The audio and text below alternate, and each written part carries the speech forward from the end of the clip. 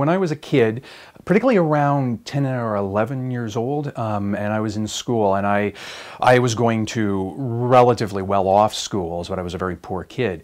And you become aware that things aren't the same for you compared to other kids.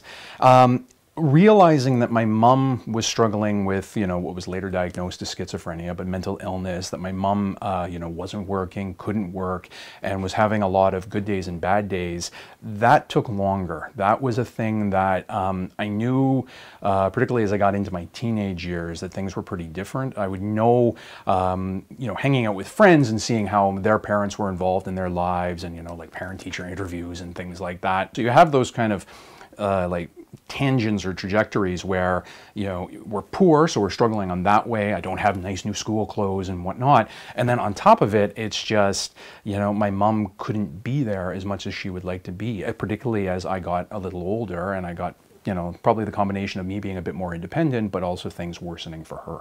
I found doing the story, dealing with, sort of my own history in a fictional way, in a comic book form, in a graphic novel form, was a really neat way of sort of, this is after my mom had died, so it was, being able to play certain things and reflect on certain things, and the story, the graphic novel allowed me to do that.